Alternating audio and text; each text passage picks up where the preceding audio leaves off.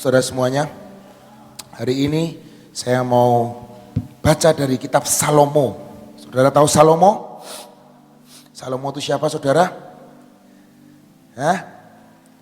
Ada yang anaknya namanya Salomo?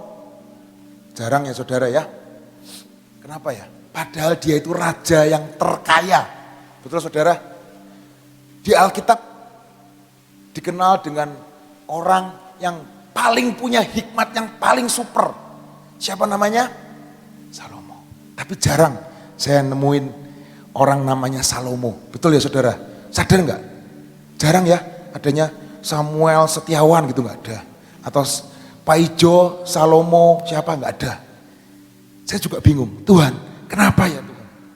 Kok jarang ya ada orang yang dinamai namanya Salomo. Kita mau baca dulu 1 Raja-Raja 3. 1 Raja-Raja 3 ayat 11 sampai 13. Jadi berfirmanlah Allah kepadanya, oleh karena engkau telah meminta hal yang demikian dan tidak meminta umur panjang atau kekayaan atau nyawa musuhmu, melainkan pengertian untuk memutuskan hukum, maka sesungguhnya aku melakukan sesuai dengan permintaanmu itu. Sesungguhnya aku memberikan kepadamu hati yang penuh hikmat dan pengertian, sehingga sebelum engkau, lihat saudara, tidak ada seorang pun seperti engkau, dan sesudah engkau takkan bangkit seorang pun seperti engkau. Firman Tuhan berkata seperti itu. Dan juga apa yang tidak kau minta, aku berikan kepadamu. Dan baik kekayaan maupun kemuliaan, sehingga sepanjang umurmu takkan ada seorang pun seperti engkau di antara raja-raja. Dan terjadi seperti firman Tuhan, tidak ada raja selain Salomo yang begitu punya hikmat dan begitu sangat-sangat kaya. Amin saudara. Saya bawa kunci mobil saudara.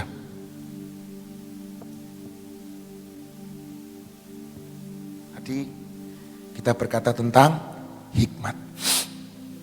Saudara di kantong saudara, di tas saudara pasti bawa yang namanya apa saudara? Kunci. Coba bisa dikeluarin kuncinya saudara.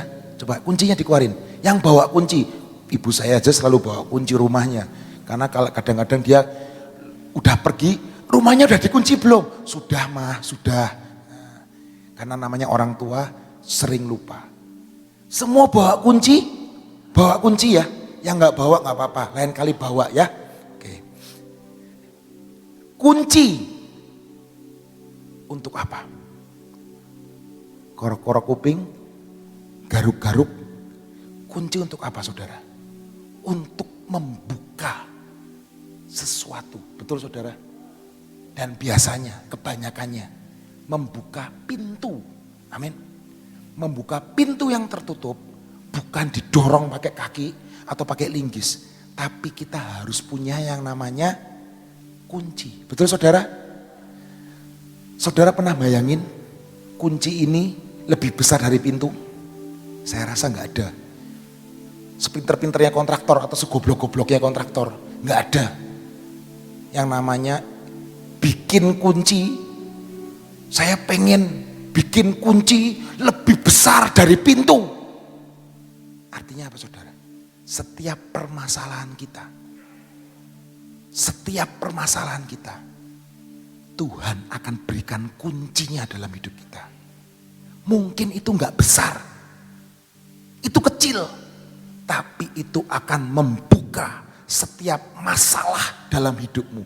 Mungkin masalahmu segede gunung atau segede pintu Gracia ini. Tapi percayalah, nanti boleh tanya ke bawah sama Pak Nono atau sama Pak Peot.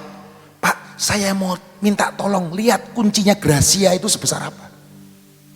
Dan percayalah, itu akan dikeluarkan dari kantong, bukan dikeluarkan dari gudang. Amin saudara. Artinya apa? Sebesar apapun permasalahan dalam hidup kita, Tuhan akan berikan sesuatu. Mungkin kecil, mungkin kita anggap kecil, tapi percayalah, itu akan membuka pintu-pintu yang besar di dalam hidup kita. Amin saudara. Kita balik kepada Salomo. Kenapa Salomo sangat-sangat diberi sesuatu kekayaan yang luar biasa. Dan salah satunya yaitu siapa? Yang namanya adalah hikmat. Apa itu hikmat saudara? Hikmat adalah kemampuan untuk menimbang perkara. Kemampuan untuk dapat membedakan. Saya ulangi sekali lagi. Hikmat adalah kemampuan untuk menimbang perkara. Dan kemampuan untuk dapat membedakan. Baik yang baik, baik yang jahat. Baik yang benar atau yang salah. Karena mau tidak mau, kita semua sudah memakan yang namanya pohon pengetahuan itu. Dan hari itu juga firman Tuhan berkata, engkau mati. Betul saudara? Dan Salomo diberi hikmat pengertian itu oleh Tuhan. Karena dia sendiri berkata, Tuhan sendiri berkata, 1 Raja-Raja 10 ayat 23 sampai 35. Dalam bahasa Indonesia sehari-hari saya mau bacakan buat saudara. Raja Salomo lebih kaya dan lebih bijaksana dari raja manapun di dunia. Semua orang di seluruh dunia berusaha menemui Salomo untuk mendengar ajaran bijaksana yang diberikan Allah kepadanya. Mereka masing-masing datang dengan membawa hadiah untuk Salomo. Mereka memberikan barang-barang perak, emas, pakaian, senjata, rempah-rempah, kuda, dan bagal. Begitulah tahun demi tahun. Karena saya tahu Salomo punya hikmat yang luar biasa. Amin saudara. Dan di perjanjian baru ada seorang yang penuh dengan hikmat juga. Dan penuh dengan iman. Yaitu siapa? Tahu saudara? Tokohnya siapa? Yesus. Yesus itu penuh hikmat. Yesus itu penuh dengan iman. Seringkali kita ini belajar tentang iman dan iman dan iman. Kita ngomong, ya berdoa, berdoa dan berdoa. Tapi kita seringkali lupa. Kunci yang kecil itu, saya boleh berkata kunci yang kecil ini adalah iman dan hikmat. Kita mau baca lagi selanjutnya. Yesus makin bertambah besar dan bertambah hikmatnya dan besarnya dan makin dikasih oleh Allah dan manusia. Bertambah hikmat, wisdom, dan ayat firman Tuhan dalam bahasa Inggris berkata, favor of God, favor of man. Dikasih oleh manusia dan dikasih oleh Allah. Seringkali kita orang Kristen berkata, yang penting kita benar di hadapan Allah. Tapi seringkali kita lupa, kita nggak benar di hadapan manusia. Seringkali kita mementingkan diri kita sendiri. Seringkali kita mengambil jalan pintas untuk menggolkan setiap rencana dan keinginan kita. Seringkali kita menjatuhkan teman kita untuk supaya kita bisa jadi next level. Seringkali kita menghancurkan teman sejawat kita, teman sepelayanan kita. Untuk apa? Supaya kita dapat nama di hadapan pemimpin kita. Hari ini bertobat nak. Bertobat. Kita harus dapat favor of God dan favor of man. Seringkali kita berkata, gak masalah favor of God. Gak masalah favor of man. Yang penting saya berkenan di hadapan Allah. Hari ini kita adalah seperti akuarium. Firman Tuhan berkata, Yesus semakin bertambah besar dan bertambah hikmatnya dan besarnya dan makin dikasih oleh Allah dan manusia. Mari kita contoh Yesus. Yesus mempunyai kemampuan untuk membedakan kapan harus memakai iman. Dia juga tahu kapan harus memakai hikmatnya. Dia juga tahu kapan menggunakan kuasanya. Dan kapan waktunya untuk memakai hikmatnya. Di Yohanes 2 ayat 1 dan 4. Ini adalah pertama kali mujizat Yesus di Kana. Saudara tahu pada hari itu, kita mau baca dari ayat 1 sampai 4. Pada hari ketiga ada perkawinan di Kana yang di Galilea. Dan ibu Yesus ada di situ. Yesus dan murid-muridnya diundang ke perkawinan itu. Ketika mereka kekurangan anggur, ibu Yesus berkata kepadanya, mereka kehabisan anggur. Maka kata Yesus, mau apakah engkau daripadaku ibu? Saatku belum tiba. Dari kisah ini saudara, kita tahu bahwa Yesus menggunakan hikmatnya, menggunakan imannya untuk mengatasi masalah di perkawinan di Kana. Hari-hari ini kita nggak cuma ngomong tentang hikmat dunia, tapi kita hikmat Allah, hikmat Yesus. Satu-satunya untuk kita mendapatkan hikmat dari Yesus adalah kita adalah membaca Alkitab dan menjadi pelaku dari firman-Nya. Ketika kita hanya sekedar membaca, tapi kita nggak jadi pelaku firman-Nya, percayalah, hikmat Allah tidak bisa masuk dalam hidup kita. Dan Yesus praktek ketika dia menghadapi perkawinan di Kana. Ibunya sendiri berkata, Yesus, kita kekurangan anggur. Dan dari situ hikmat dan hikmat bersaut-sautan. Dan jadilah mujizat yang pertama, yaitu perkawinan di Kana. Hari itu juga di Matius kita mau baca. Lalu datanglah si pencoba itu dan berkata kepadanya, jika engkau anak Allah, perintahkanlah supaya batu-batu ini menjadi roti. Tetapi Yesus menjawab, ada tertulis, manusia hidup bukan dari roti, tapi dari setiap firman yang keluar dari mulut Allah. Kemudian iblis membawanya ke kota suci dan menempatkannya di bumbungan bait Allah. Lalu berkatalah kepadanya, jikalau engkau anak Allah, jatuhkanlah dirimu ke bawah, sebab ada tertulis mengenai engkau, ia akan memerintahkannya malaikat-malaikatnya, dan mereka akan menatang engkau di atas tangannya, supaya kakimu jangan terantuk kepada batu. Yesus berkata kepadanya, ada pula tertulis, janganlah engkau mencobai Tuhan Allahmu. Yesus tidak tergoda sekalipun, maupun dia bisa melakukannya, karena dengan hikmat Allah, dengan hikmatnya, dia tidak tergoda untuk melakukan apa yang iblis inginkan. Hari ini kita butuh yang namanya hikmat. Dan hari itu juga di Matius 12 ayat di hari berikutnya, 12 ayat 14 dan 5. Lalu keluarlah orang-orang Farisi itu dan bersekongkol untuk membunuh dia. Tetapi Yesus mengetahui maksud mereka, lalu menyingkir dari sana.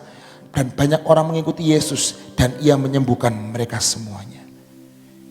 Yesus tahu kapan waktunya dan siapa ini yang dihadapi. Dia punya hikmat dan dia tahu mungkin dia bisa memerintahkan halilintar atau petir untuk menghancurkan. Dia bisa menjatuhkan orang-orang itu seketika itu juga. Tetapi dengan hikmat Allah, dia tahu dia harus menyingkir dan dia harus menghindar. Ngapain diladenin orang-orang seperti ini? Hari-hari ini mari kita belajar sama Yesus. Dia Tuhan yang penuh dengan hikmat dan dia Tuhan yang penuh dengan iman. Ayat berikutnya, Matius 17 ayat 20 berkata, ia berkata kepada mereka, karena kamu kurang percaya, sebab aku berkata kepadamu, sesungguhnya sekiranya kamu mempunyai iman sebesar biji sesawi, kamu dapat berkata kepada gunung ini, pindah dari tempat ini ke sana, maka gunung ini akan pindah dan takkan ada yang mustahil bagimu. Hari itu juga Yesus mengajar banyak murid-muridnya tentang iman, tentang hikmat.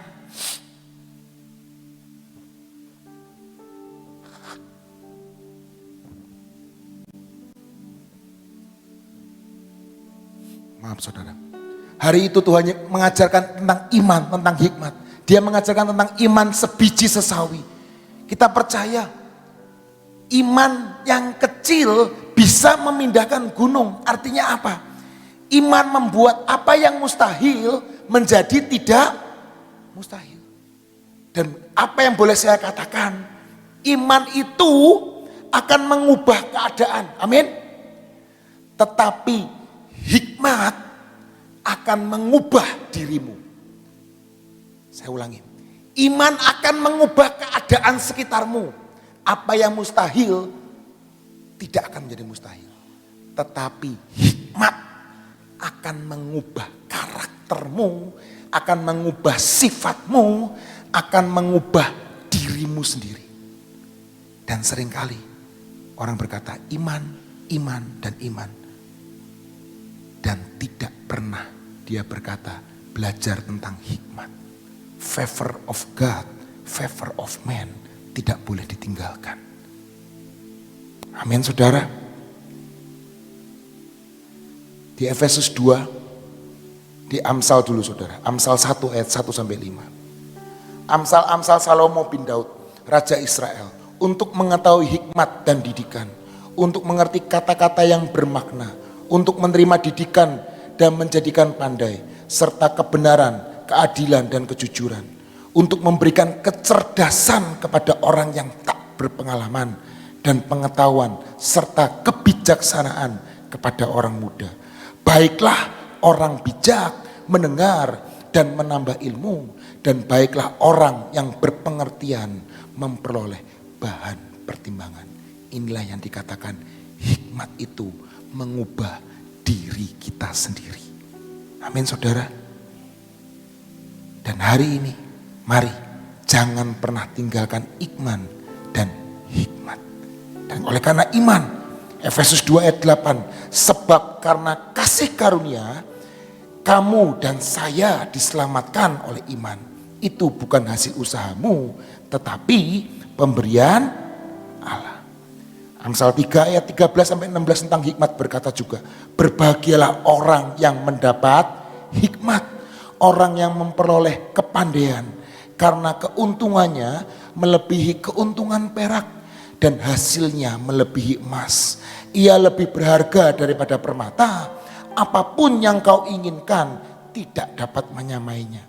Umur panjang ada di tangan kanannya, di tangan kirinya kekayaan dan kehormatan.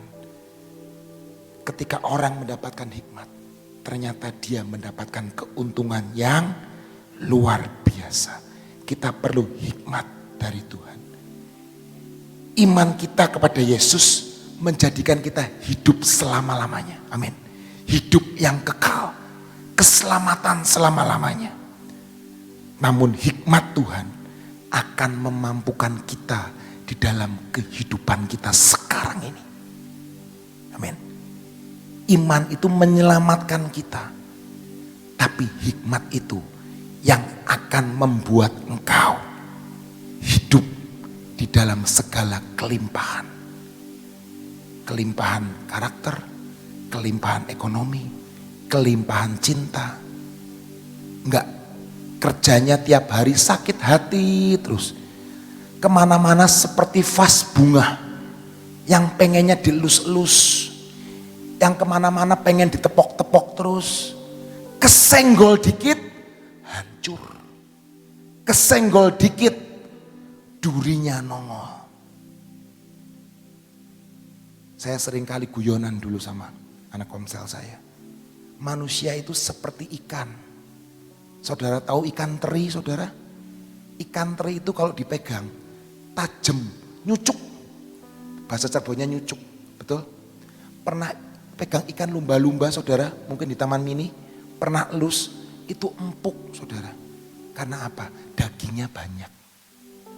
Ikan teri di pasar digenggam, nyucuk rasanya. Karena apa?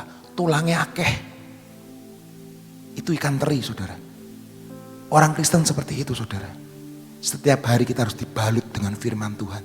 Setiap hari kita harus dibalut dengan pujian. Setiap hari kita harus dibalut dengan yang namanya pujian. Supaya apa? Ini duri di dalam daging ini gak nyucuk kemana-mana. Kalau kita dibalut sama firman Tuhan, kita kesenggol sama orang sekalipun, kita gak melukai orang itu. Betul? Tapi hari-hari ini banyak anak Tuhan kesenggol dikit, nyucuk. Kesenggol dikit, rontok vas bunganya, nggak mau pelayanan lagi, nggak mau ini lagi, nggak mau gini lagi. Itu seperti anak kecil, saudara. Hari ini mari menjadi orang yang percaya Tuhan, orang yang punya iman kepada Tuhan, tapi orang yang penuh dengan hikmat Allah. Amin. Kita mau baca di Amsal 3 ayat 17. Ayat 16 dulu deh. Umur panjang ada di tangan kanannya, di tangan kirinya kekayaan dan kehormatan. Ayat 17, jalannya adalah jalan penuh bahagia. Segala jalannya sejahtera semata-mata. Ia menjadi pohon kehidupan bagi orang yang memegangnya. Pengen jadi teri yang nyucuk kemana-mana, atau pengen jadi pohon kehidupan bagi orang yang memegangnya. Siapa yang berpegang padanya akan disebut berbahagia. Yaitu apa? Hikmat. Amin. Ketika hikmat bersaut-sautan dengan iman, engkau akan berbuah banyak dan buahmu itu manis. Nggak jadi sindiran orang, nggak jadi sinisan orang, nggak jadi ikan teri, ketone akeh, asin tapi nyucuk. Ada yang mau tiap hari makan ikan teri? Saya rasa nggak ada yang mau. Tapi biarlah setiap kita menjadi domba-domba yang mengikuti gembalanya. Iman seperti gembalanya, hikmat seperti gembalanya. Amin, saudara. Buat anak-anak muda yang di belakang, yang masih jomblo, perlu iman untuk dapat pasangan hidup. Itu perlu, saudara. Perlu iman untuk dapat pasangan hidup. Tapi engkau perlu hikmat untuk memelihara rumah tanggamu. Bisa tahu, saudara? Perlu iman untuk mendapatkan pasangan. Perlu iman. Tapi tidak diperlukan, mungkin gak cukup dengan iman untuk membuat rumah tanggamu menjadi baik. Tapi perlu yang namanya hikmat. Karena di Amsal berkata, dengan hikmat rumah tangga itu didirikan. Ada ayatnya loh itu. Saya mau buka buat saudara ya. Amsal 34 ayat 3 dan 4. Bisa dibacakan? Bisa ditampilkan? Amsal 34 ayat 3 dan 4. Amsal 34 ayat 3 dan 4. Untuk dapat jodoh itu perlu iman. Maaf. Yang rumah tangga dibangun dengan hikmat dan pengertian. Dan kamar-kamarnya diisi dengan barang-barang yang berharga. Itu apa itu? Amsal berapa itu? Nah seperti itu, saudara. Karena iman, dengan iman kita bisa mendapatkan pasangan kita. Tapi gak cukup dengan iman untuk membangun. Oh ya, Amsal 24 ayat 3. Dengan hikmat rumah didirikan. Dengan kepandaian itu ditegakkan. Dan dengan pengertian kamar-kamar diisi dengan bermacam-macam harta benda yang berharga dan menarik. Ayatnya ada loh, saudara. Bukan cuma dengan berdoa dan berpuasa untuk supaya istrimu bahagia.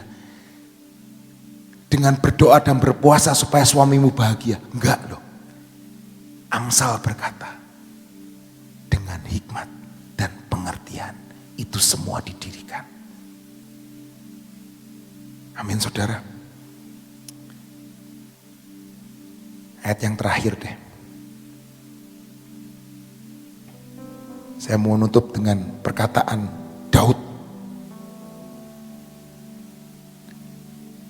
dan Salomo.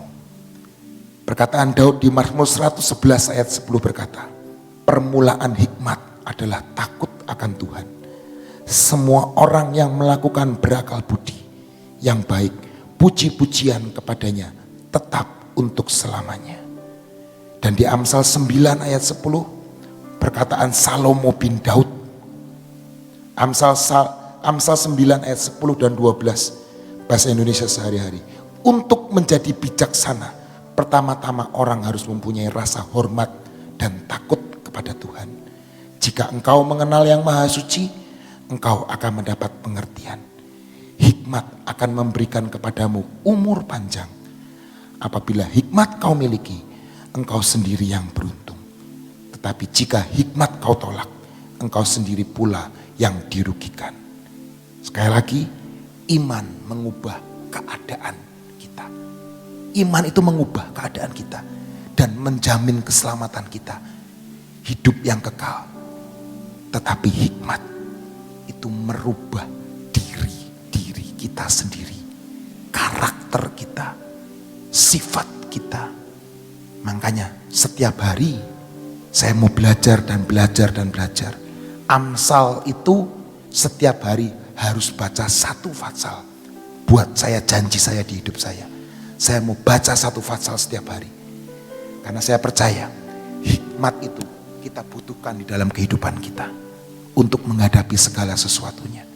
Dalam pekerjaan kita, dalam pelayanan kita, dalam kehidupan sosial kita. Mari pegang kunci yang kecil itu. Iman dan hikmat. Dan itu akan membuka pintu-pintu yang tertutup dalam kehidupan kita. Sehingga tidak ada satupun pintu yang tertutup dalam kehidupan kita. Karena iman dan hikmat Allah ada dalam hidup kita. Tuhan Yesus memberkati. Amin. Oleh tadi diterangkan panjang lebar tentang hikmat. Hikmat itu memang sangat-sangat dibutuhkan, ya. Karena dengan hikmat kita itu dapat masuk di dalam kebijaksanaan. Ya. Seringkali kita mendengar hikmat dan bijak. Jadi hikmat sama bijak itu hampir sama tapi tidak sama. Hikmat lebih daripada bijak. Hikmat itu lebih tinggi daripada bijaksana. Kalau bijaksana itu sesuatu hal yang sehari-hari kita ucapkan, kita putuskan. Kalau hikmat itu lebih lagi, pikirannya lebih dalam lagi. Terutama kalau hikmat itu lebih banyak juga mengenai masalah-masalah rohani. Jadi kita harus banyak belajar, minta kepada Tuhan. Siapa pemilik hikmat? Yesus Kristus Tuhan. Sebenarnya hikmat itu ya Tuhan. Ya. Kalau engkau mendapatkan Tuhan, engkau akan mendapatkan banyak hikmat. Kamu lebih dekat kepada Tuhan. Kemarin kita bicara tentang Goshen. Apa dikatakan kemarin itu apa ya, tentang hikmat near apa? Hah? Apa ya? Ya, mendekat kepada Tuhan, ya. Mendekat, Goshen itu artinya kita harus mendekat kepada Tuhan. Jadi sebenarnya hikmat itu adalah Tuhan sendiri, ya, drawing near, ya, dekat kepada Tuhan. Jadi kalau kita dekat dengan Tuhan, dekat dengan hikmat, itu ada transfer, ya. Jadi dengan transferan yang dari Tuhan, kita banyak diajar dan diajar tentang hikmat.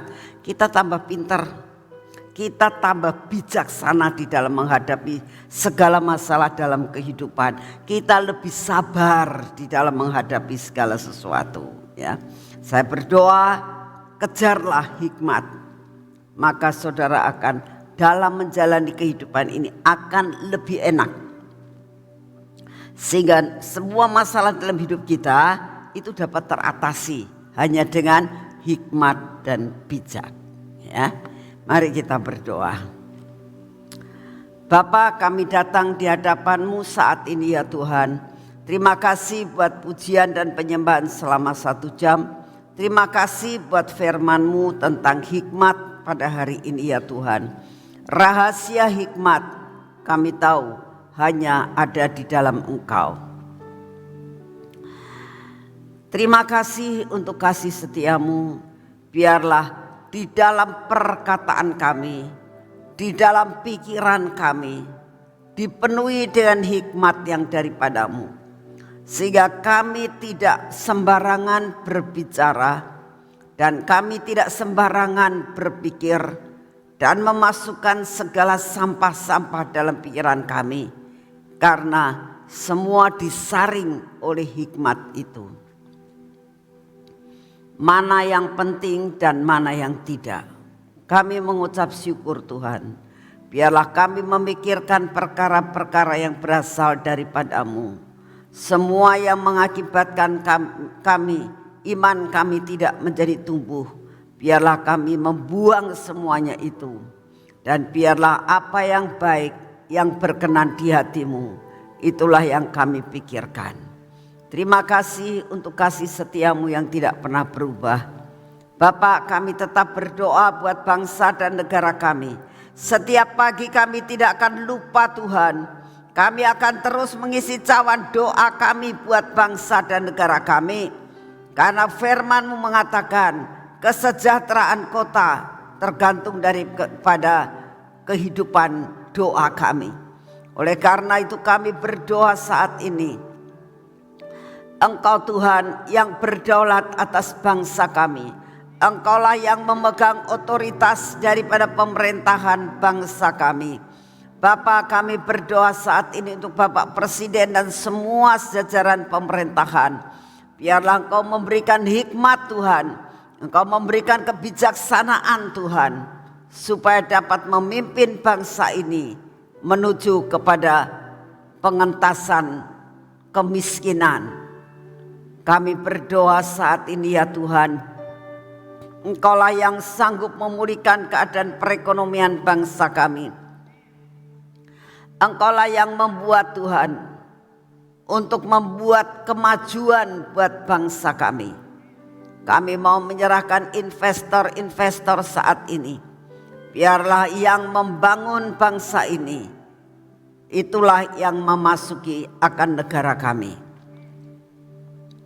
Bapak, kami berdoa untuk oknum-oknum yang masih banyak terjadi di Indonesia ini Tuhan, yang ingin mengacaukan, ingin memberantas, ingin menjatuhkan akan pemerintahan saat ini.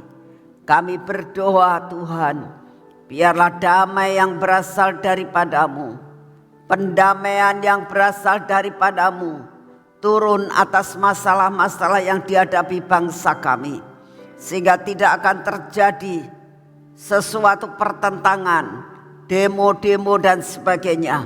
Engkaulah yang meredam semua Tuhan, sehingga keamanan terjadi buat bangsa ini. Kami juga berdoa untuk keadaan cuaca saat ini Tuhan, yang mengakibatkan banyak sekali yang terganggu kesehatannya. Kami minta di dalam nama-Mu, biar Kau saat ini memberikan daya tahan tubuh kepada kami. Berikan kepada kami Tuhan daya tahan tubuh yang maksimal, supaya kami boleh mengatasi segala sesuatu yang terjadi. Kami terima daya tahan tubuh yang baru. Kami terima daya tahan tubuh ilahi saat ini, memasuki seluruh sel-sel dalam tubuh kami. Terima kasih Tuhan Yesus. Kami mau menyerahkan akan semua bencana-bencana alam yang Kau izinkan harus terjadi. Biarlah bencana alam ini Tuhan hanya terjadi secara minimal saja dalam bangsa kami. Kami percaya Tuhan perlindungan-Mu turun atas kami. Jadikan Indonesia ini seperti Goshen-Mu Tuhan, tempat di mana kami ada di dalam anugerah-Mu. Biarlah kami anak-anak-Mu ada dalam pernaungan yang daripada-Mu. Terima kasih untuk semuanya. Kami percaya Tuhan, Engkau Bapa kami yang luar biasa. Dalam nama Tuhan Yesus Kami mau berdoa untuk sebentar sore Tuhan, Engkau akan memberkati kami, semua pekerjaan hari ini akan terselesaikan dengan cepat, buat kami tidak terlambat di dalam ikut kebaktian. Kami berdoa buat jiwa-jiwa, Engkau datangkan jiwa-jiwa dari 8 penjuru angin masuk ke tempat ini. Tempat ini penuh dengan jiwa-jiwa yang mau mendengarkan akan pesan-pesan-Mu. Terima kasih Bapak, kami mengucap syukur karena Engkau sungguh amat sangat baik atas hidup kami. Segala pujian, hormat, syukur kami naikkan di hadapan-Mu. Terima kasih ya Tuhan, terima kasih. Terima kasih untuk kasih setia-Mu yang tidak pernah berubah. Terima kasih Tuhan, terima kasih. Mari kita masuk dalam pengurapan.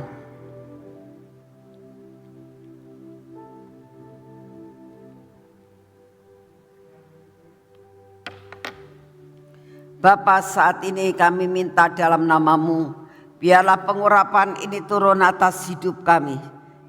Pengurapan terjadi dan turun atas mata kami, bibir, mulut kami dan telinga kami Tuhan, serta hati kami. Biarlah indera-indera kami dipenuhi dengan pengurapan yang daripada-Mu. Semua yang tidak baik dalam hidup kami dipatahkan dengan pengurapan, menjadi sesuatu hal yang baru. Tangan kami Tuhan, kami minta anugerah-Mu turun. Biar tangan ini adalah tangan yang diurapi, mau mengerjakan pekerjaan apapun yang tertutup akan menjadi terbuka. Yang belum menjadi hak bagian kami, Engkau buat akselerasi sampai semua dapat kami terima, sekalipun belum waktunya. Bagi-Mu tidak ada barang yang mustahil untuk Kau buat percepatan dalam hidup kami. Dan biarlah kaki kami juga dipimpin Tuhan, sampai kaki kami ini tidak menyimpang dan berjalan serong Tuhan. Kami sungguh minta dalam nama-Mu, kuasa-Mu disempurnakan dalam segala perkara. Terima kasih Bapak, segala puji, hormat dan syukur kami naikkan di hadapan-Mu, di dalam nama Tuhan Yesus. Amin. Tuhan memberkati saudara semuanya. Jangan lupa sebentar sore kita akan kebaktian jam 6 sore.